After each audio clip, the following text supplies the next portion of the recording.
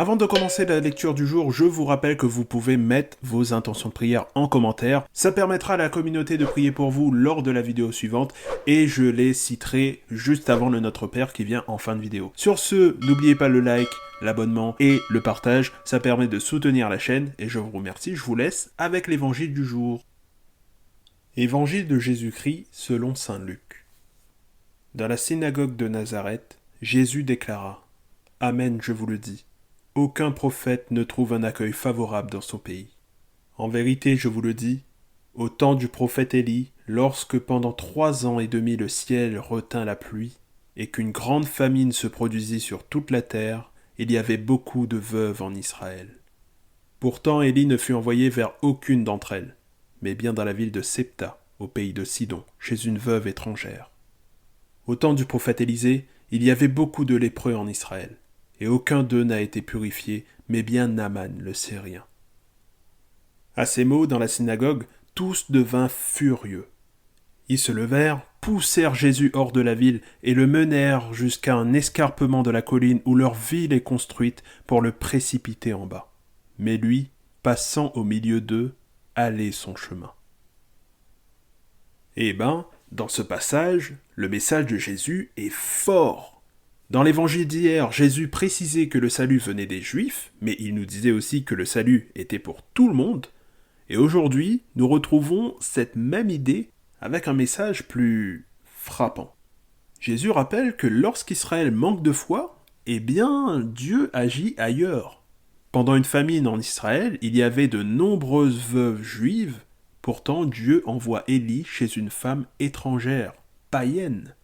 Au temps du prophète Élisée, il y avait beaucoup de lépreux en Israël, mais le seul guéri est un militaire étranger, païen, ennemi même.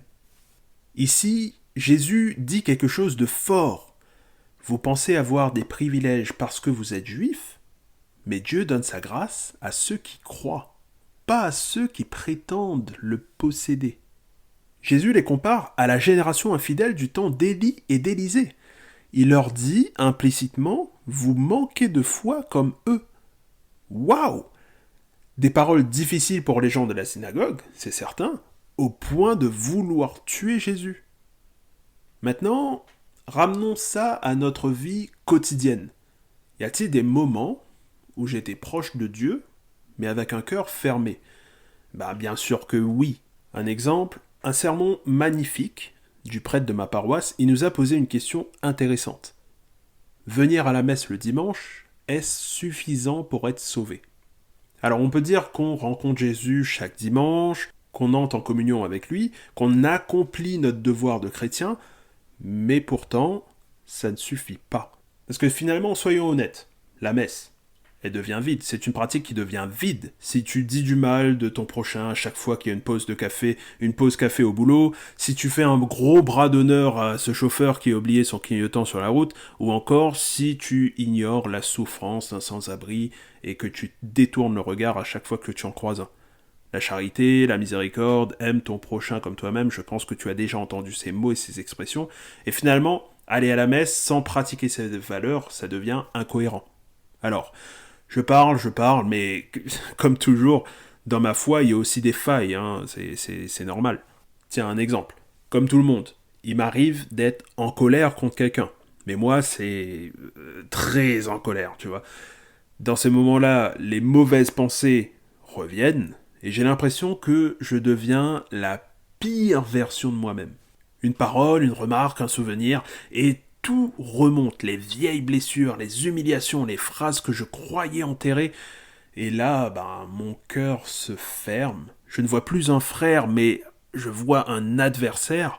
Et j'oublie une chose essentielle, c'est que Dieu travaille aussi en cette personne. Dieu l'aime autant qu'il m'aime.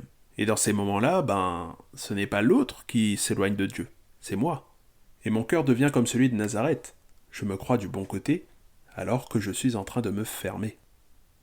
Je t'invite maintenant à prier cette magnifique prière que Jésus nous a laissée. Nous prions pour Élisabeth, pour débloquer sa situation financière.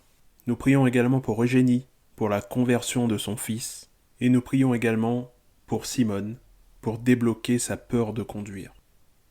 Notre Père, qui es aux cieux, que ton nom soit sanctifié, que ton règne vienne, que ta volonté soit faite sur la terre comme au ciel. Donne-nous aujourd'hui notre pain de ce jour. Pardonne-nous nos offenses, comme nous pardonnons aussi à ceux qui nous ont offensés. Et ne nous laisse pas entrer en tentation, mais délivre-nous du mal. Amen. Je te souhaite une bonne journée, que Dieu te bénisse. Courage. Salut.